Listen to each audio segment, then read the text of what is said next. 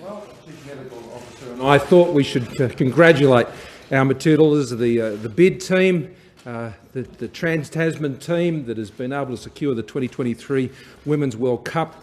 I think it's wonderful.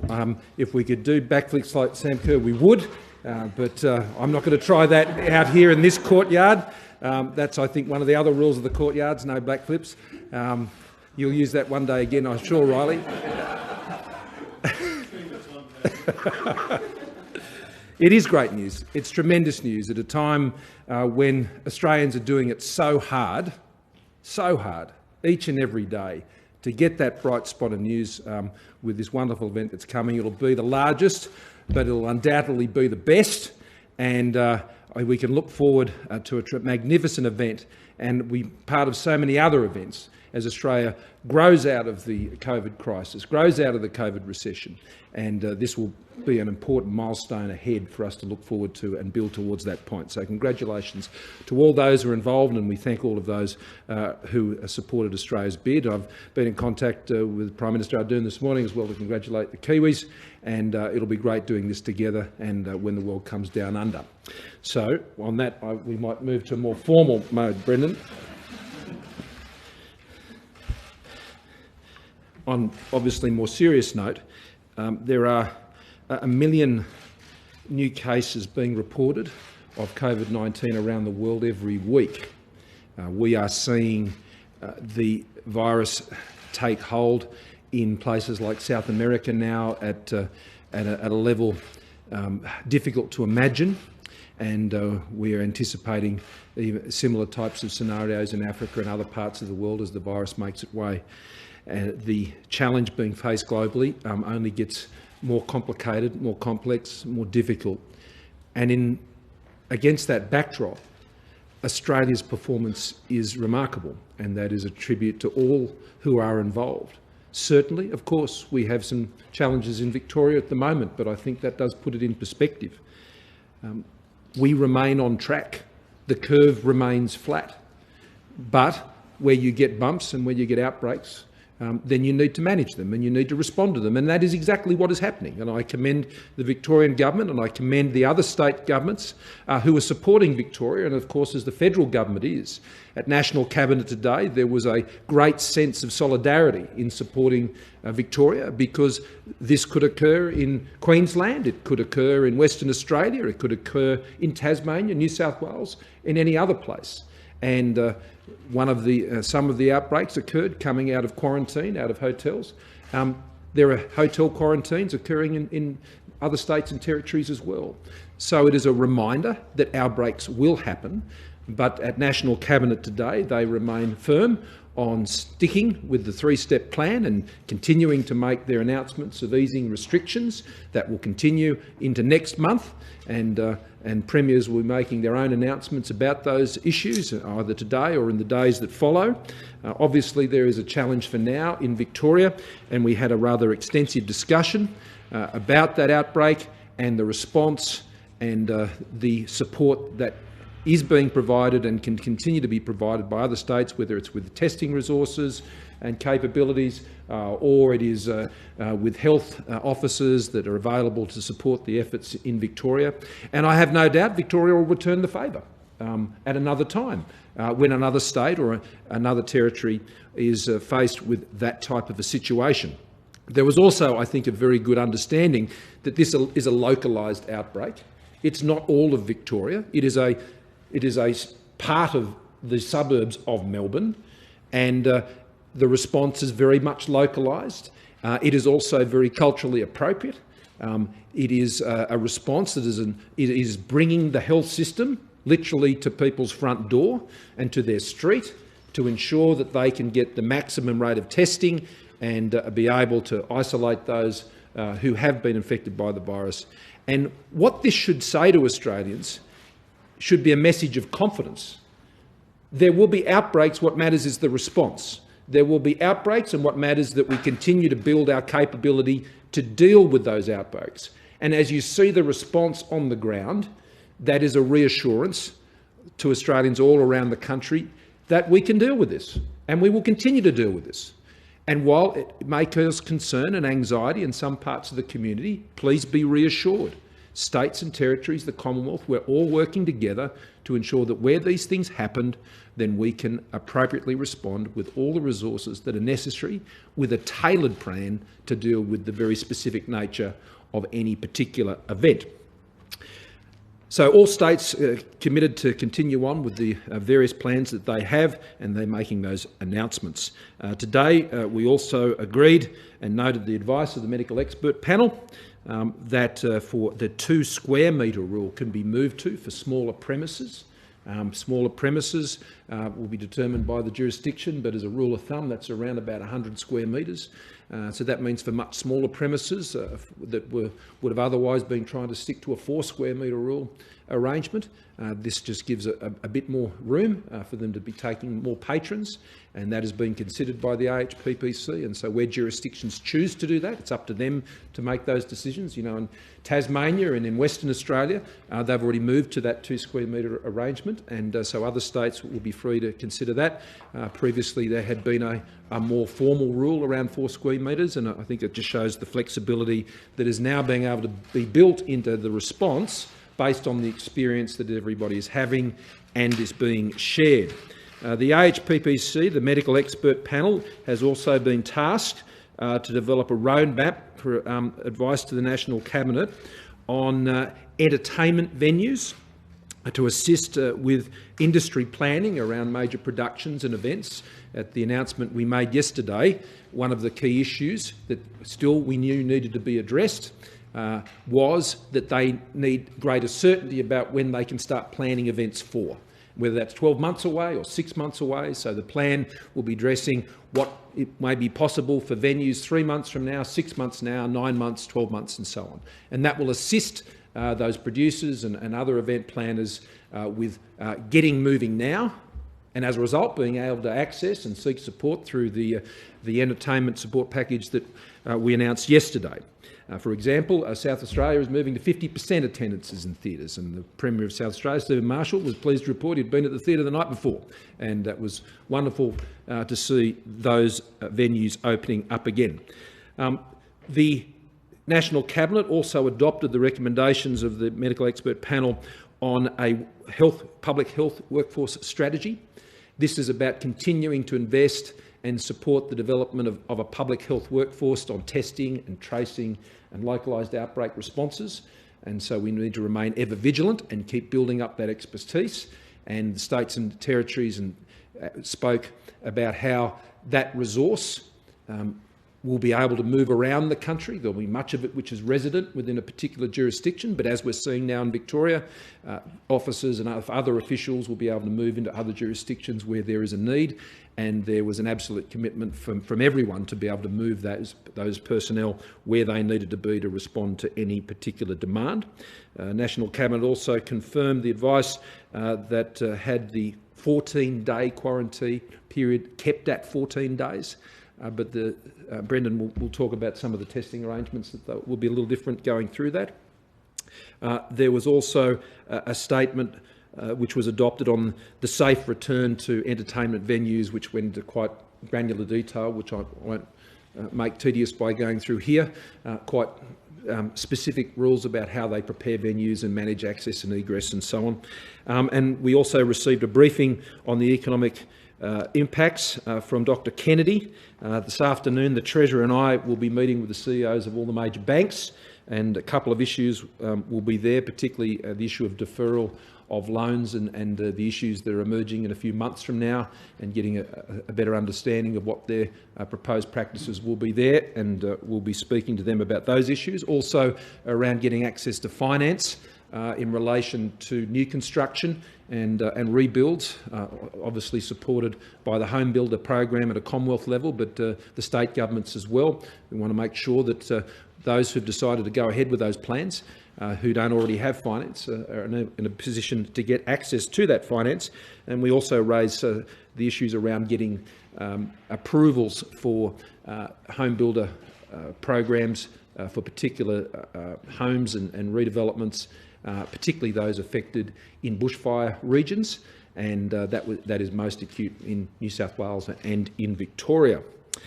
We also had a cyber security update.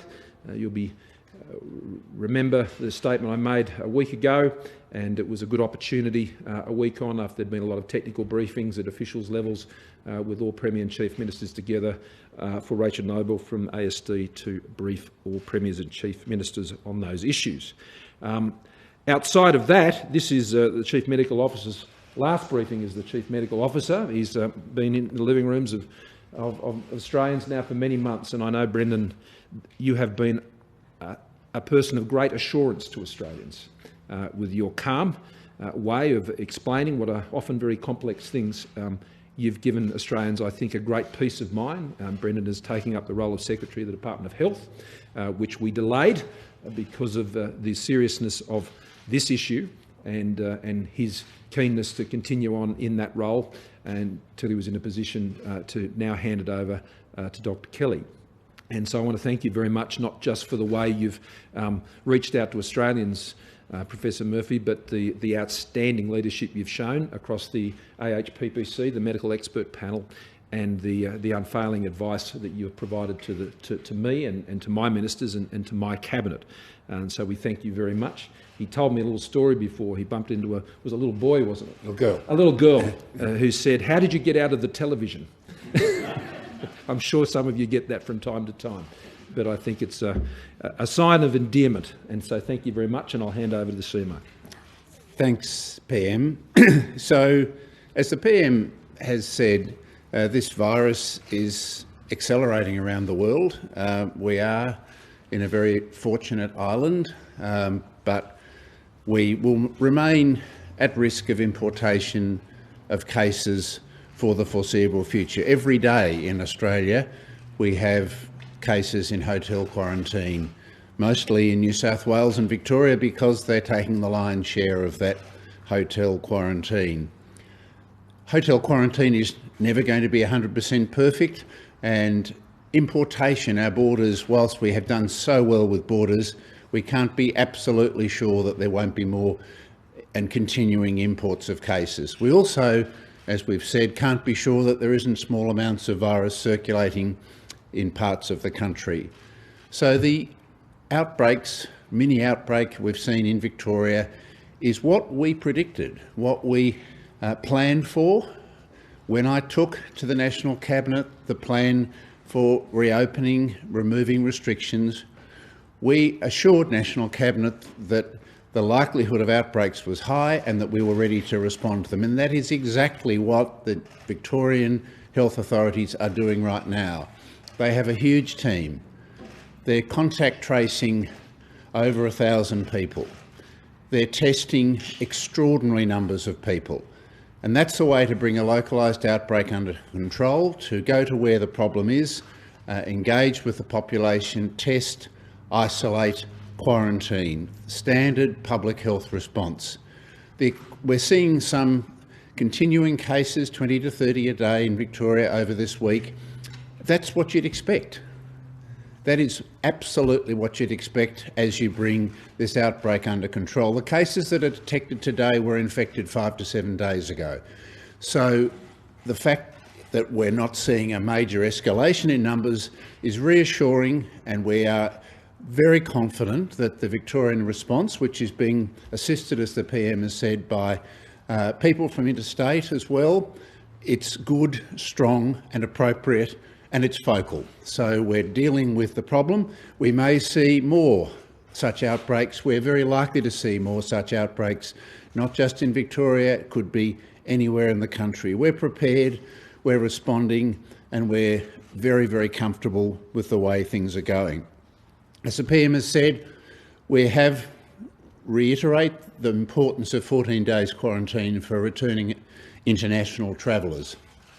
That is because the risk is still very high. The country risk profile is changing all the time. We're seeing imported cases in hotel quarantine from a different range of countries now. We are going to start testing people on entry to quarantine and testing people before they leave quarantine to see whether a testing regimen might help in the future to modify that quarantine in certain circumstances. But at the moment, even though we know it's a burden on our returning citizens and permanent residents, it's something that the great majority are very happy to put up with because they know it's protecting their fellow Australians from the importation of this virus. So I was very confident to be able to reassure National Cabinet on my last day as CMO that we remain on track. We remain on track with our reopening and we remain prepared to respond to outbreaks as and when they occur. I'd like to thank the PM for his kind words. Particularly, I would like to thank my fellow members of the Australian Health Protection Principal Committee. Any achievements that I might have had as a collective achievement, the wisdom of that group is extraordinary. Every member of the Federation of Australia has responded well. One of the great legacies of this outbreak is how our Federation has worked well. At the health level, we have consensus, cooperative, assisting each other, and we have taken the best expert advice and given it fearlessly to our First Ministers who have taken that advice on every occasion. That makes me very proud. I won't be moving away from the COVID response. As Secretary of the Health Department, I will still be very much involved. I just won't have to appear in front of too many television cameras. Thank you very much. Thank you. Yolanda, yeah.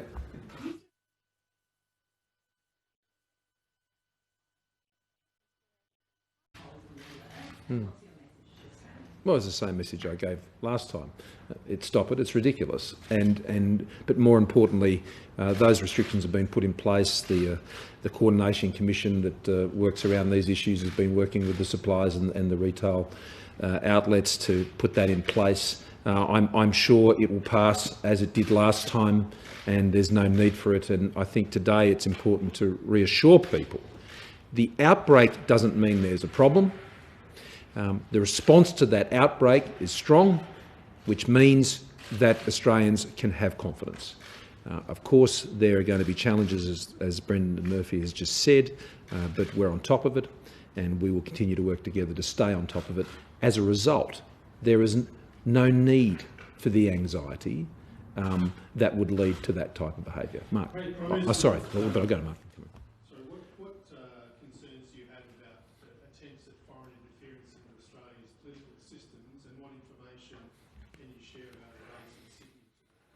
Well, it's a matter that is being pursued by the task force which became operational last December, which he established.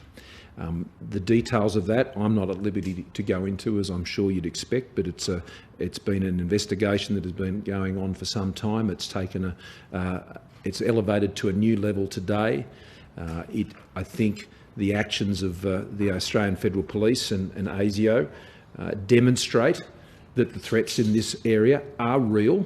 The need to take action is necessary, and the government is absolutely determined to ensure that nobody interferes with Australia's activities. We won't cop anyone coming and seeking to interfere in our political system, in our energy sector, in any area of perceived area of opportunity for an outside actor. We won't cop it. We are a resilient people. We will stand up to it, and we will take action as what you've seen today demonstrates. You said you're the Treasurer talking to banks today. What is it you'll be seeking, specifically on loan deferrals? Will you be asking for greater flexibility in terms of avoiding threats, for example? Well, it's the discussions are of a broad nature, as an opportunity for the Treasurer and I to effectively get on each other's page in terms of where we're at and where we're seeing the economy and the impacts, what they're seeing in their own information through their own networks and their own data, and we can share similar things. And it's to address some of the very real issues you've just noted. The government has a range of measures in place until September, the banks also, and we do want to ensure there's smooth transitions that occur. As I've said, I'm now on on numerous occasions. There are parts of the economy now which are building back up, and that's welcome. That's great. And we need to ensure that what we're doing in providing supports is not getting in the way of that or preventing that. But equally, there are parts of our economy, and we had a very heartbreaking example of that yesterday with Qantas, and equally sitting down and working with the entertainment sector. And of course there's the tourism sector, particularly in regional and remote parts of the country, that will experience these downturns for much longer, and obviously they will need ongoing support. And so we're looking to make sure that we're integrating all of that and ensuring there's as smooth a transition as possible and that we're all working to the same end. Rosie.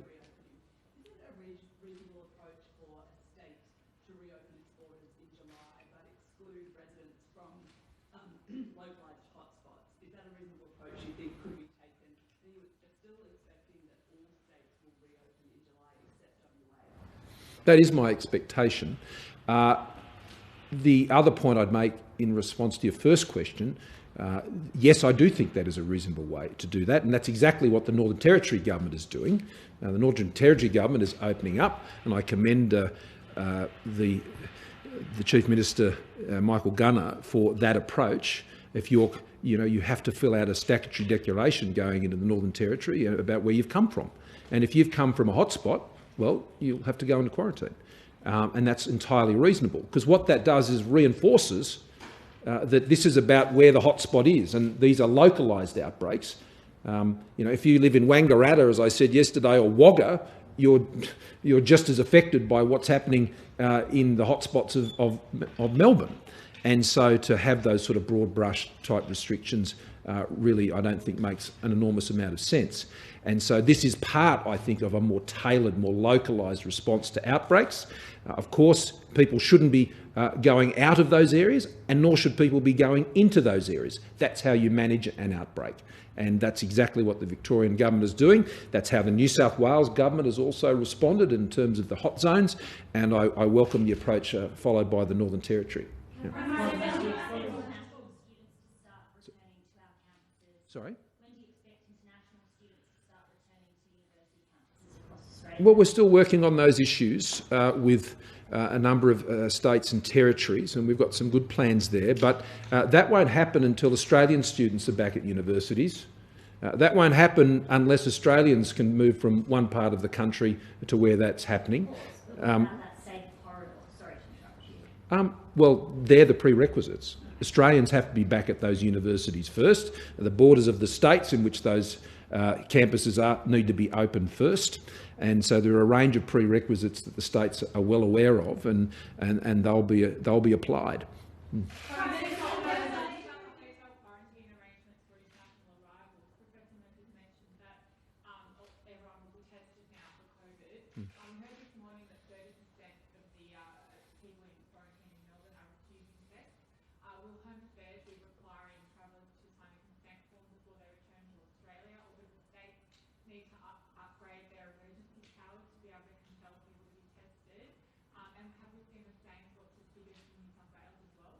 Well, I'll ask the Chief Medical Officer to respond also, but it is a matter for the states in terms of what's done within their borders, within their jurisdictions in complying with health requests. So yes, I think that 30% is quite a high rate. Other states haven't seen the same rate of refusal, but the states have the powers, and they obviously will work it through locally, but you have powers to say to someone, well, we won't let you out of quarantine until you've been tested and had a clear test. So I think most people, when they understand it, and particularly we will, as you say, make sure that people understand before they come that this is a requirement, and I think most people will cooperate with that arrangement.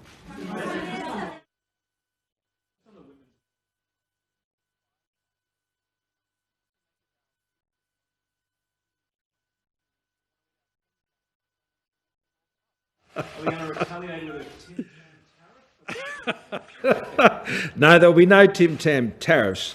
But look, my reaction to the result is one of being thrilled and I got the news through the evening last night, sort of in the middle of the night, and was really pleased. I mean, the Commonwealth obviously put $5 million into this bid, and because we believed in it, so I wasn't surprised, but I was thrilled, and there'll be the opportunity, I'm sure, for me to have a chat with Boris at some point, and I'm sure he'll make it up to me some other way. Yeah.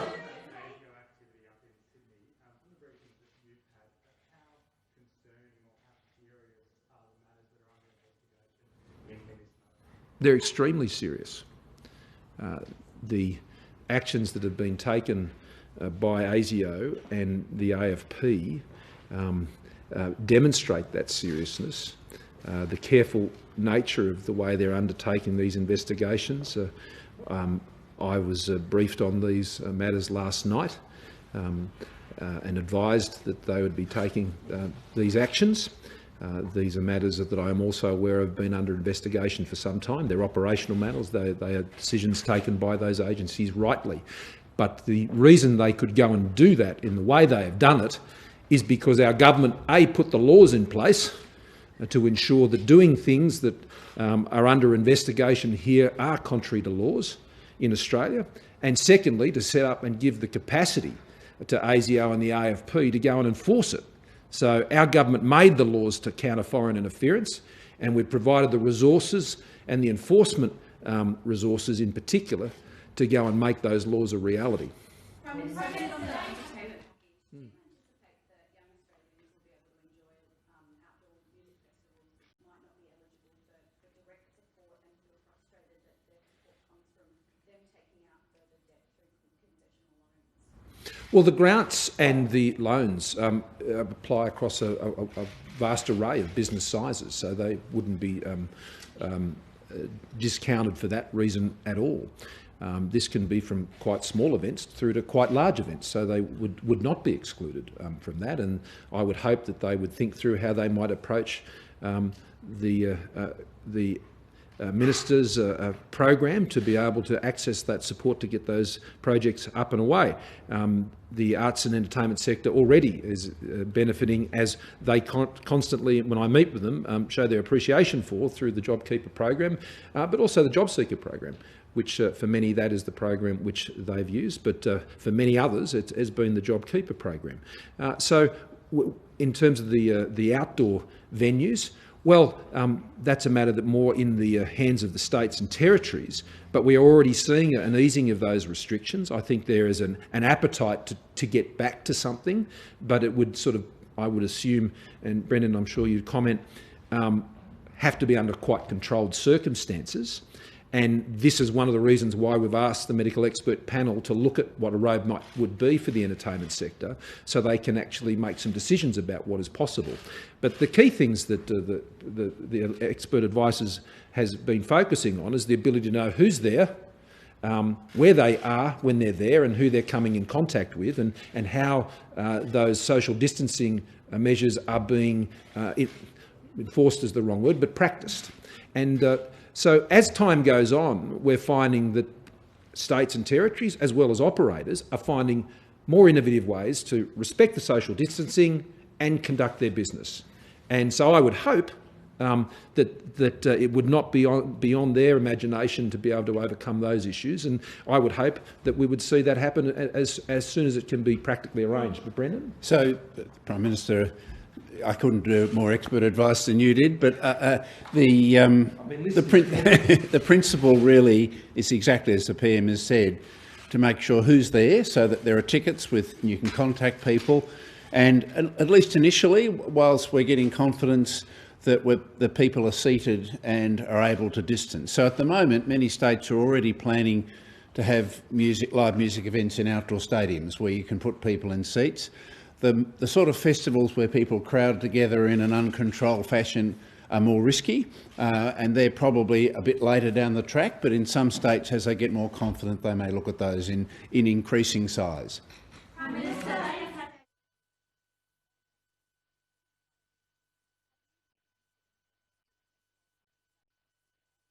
Well, I have been in the National Cabinet meeting all this morning. I've just only received the news while we're there and earlier today about the success of that program. I'm pleased that a successful bidder has emerged from that process. That's what we anticipated would happen, and I look forward to Virgin going forward and more importantly for the jobs that are in Virgin to be being able to be secured.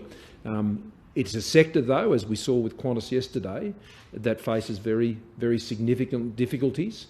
Virgin is now focusing, obviously, on the domestic operations, and the domestic operations have a much more positive outlook than the international operations.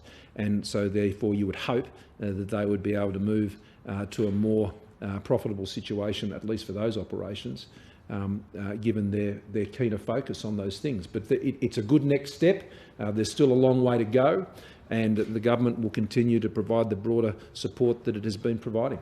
Prime Minister, they say a major audit found a massive failures within the environment departments and the you've spoken about the need to cut red tape.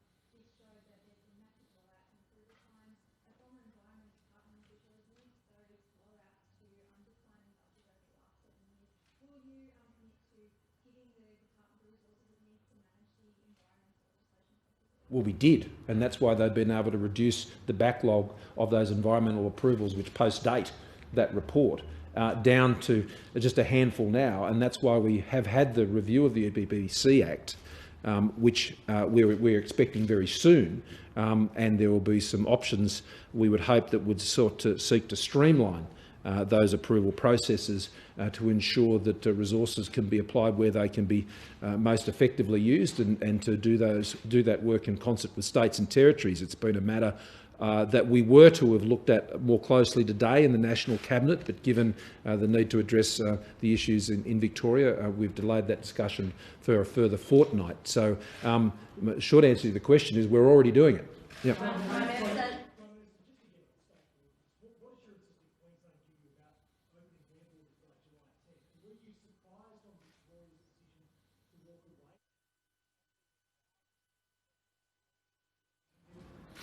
Look, on the first one, I understand the Premier of Queensland, there is the existing date of July 10, and I understand that they are reviewing that, and they'll be making further announcements about that date in coming days. And they have a review, and they'll take that advice and they'll make a further decision. But as far as I'm aware, the date is July 10, and if there's any change to that, then that is something the Premier would advise. On the issue of the Defence Force deployment to Victoria, I had a discussion several discussions. I've been in many discussions with the Premier over the course of this week, going back to last Saturday, and talking of what the issues were. The medical expert panel met on the Sunday. There was a review of where there may be gaps that we might have to assist with, and they were then operationalised. I spoke to the Premier on Tuesday night, and he set out a number of areas where they would need support. That actually didn't include the issues around that large number of thousand for the quarantine. That was a further request that came the following day, as I understand from officials, and that was a request that was subsequently withdrawn, I assume, as a result of further discussions by officials in Victoria. But the point is this: where any state needs some support here, then we will provide it. And these situations can be quite fluid, and the needs can change in a short period of time. If they didn't end up needing that additional support, and that can be done by their police service, well, good. But if they needed additional support from the federal government, then it would have been there. And I spoke to General Campbell late on Tuesday night, and he had the show ready to go the next day, and that's what the states can expect. But I've got to say, I was very pleased by the solidarity of the premiers today in supporting Victoria.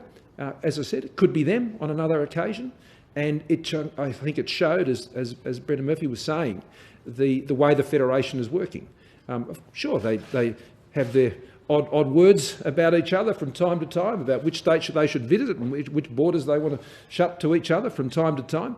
I'm for all the borders to go and for the jobs to open, but what is important is that they are all supporting each other with their resources and with their learnings. Sam.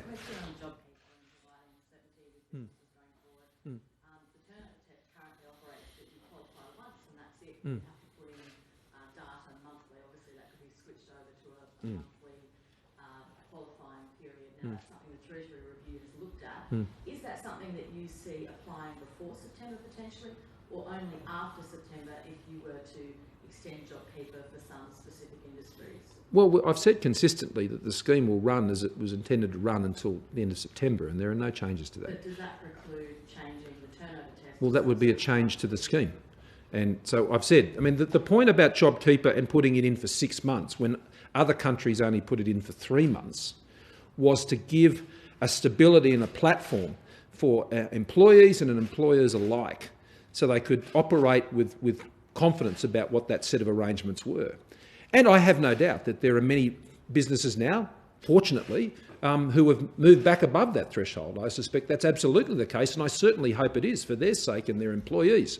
But we are working under the arrangements we put into the legislation, and we'll continue to do that for the current phase of that program in relation to future phases of what we will need to do in terms of aggregate demand stimulus. Well, as I've said on numerous occasions, we'll be announcing that in time for the economic statement, and these are considerations that the government is still working through. But as I've assured, whether it be Qantas or those in the entertainment sector or the tourism hospitality sector or regions like North Queensland, we get it. We understand that they are going to be hurting more for longer than other parts of the economy, and so we will continue to tailor our fiscal supports to those areas that will continue to need them. Our hope is more and more parts of the economy won't need them and they'll be able to move forward. But on this point in particular, the income support side of it is really important. But so is the industrial relations flexibility. And that is the constant feedback we have as well. I mean, if we were to go to a situation where the industrial relations flexibility was withdrawn post-September, what that would mean is the rigid rules around full-time employment and part-time employment, which employers are now managing to keep people in jobs and to manage and share hours and doing things like that. If those rigid rules were reinforced, and we talked about this at National Cabinet today, then those who are on part-time hours would be most at risk, because in order to fulfil the requirement of the full-time hours at the full rates, then I fear that could lead to part-time employment being lost unnecessarily. And we know that particularly women would be affected if part-time jobs were to go, as well as more than 12-month casual employees who have more casual hours. That's where businesses may have to regrettably move if that were the case. So it's important in talking about ongoing fiscal support that we also talk about ongoing industrial relations flexibility. Industrial relations inflexibility in this environment will cost jobs. And there are obviously issues that we're talking through. Last one, I'll do two more. What was the feedback you got from premiers and chief ministers about that issue, and how long, what's your sense of how long that extra flexibility will be needed for? Well, again, they're matters under discussion. I'm not going to go into the comments of individual premiers and chief ministers, only to say that there is a great unity of purpose about keeping as many people in jobs as possible. We all want to see that, and I'm very appreciative of all the premiers and chief ministers' commitment to the practical goal of that, and that often means we're all doing things that some might find a little different, but we're all focusing on the same task. Yep.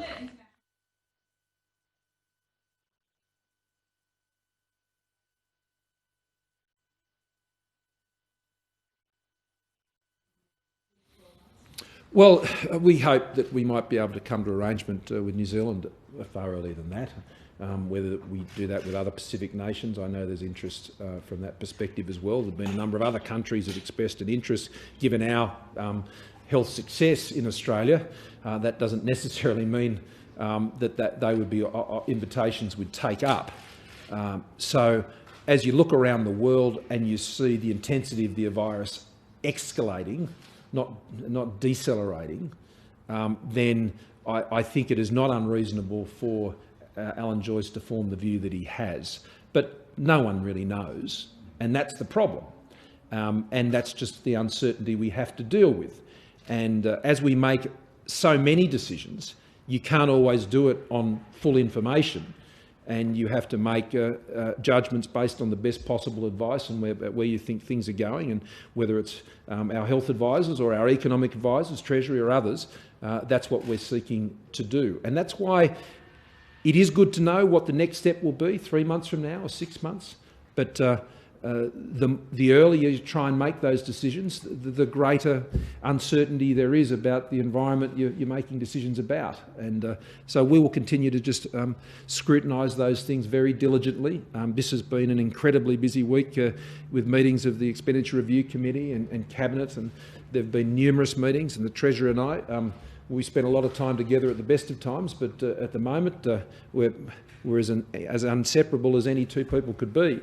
And there is a lot more work to do. Okay, thank you. Yes, sorry, John, and then we'll have to go.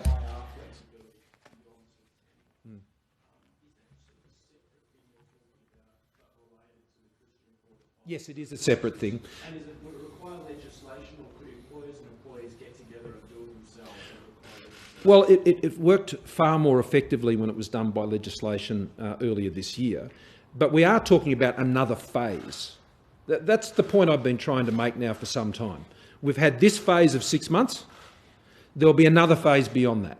And there'll be a separate set of challenges that we have to deal with there. And we also have to be mindful of the resources that are available to do this task. Today, the financial statements for May have been released today, and you'll see there's a lot of red ink on those statements. And you'll see there the significant change in the fiscal position that has occurred as a result of the last few months. Now, we don't step back from the decisions we've taken. They've been absolutely necessary to ensure that Australia has not only had one of the best health responses to the COVID crisis, and that continues, but also one of the best economic responses. Last night I had a call with Chancellor Merkel, and we were talking about these issues, and Australia's success in this area is well appreciated and understood, but it was another good opportunity to swap notes. Thanks very much.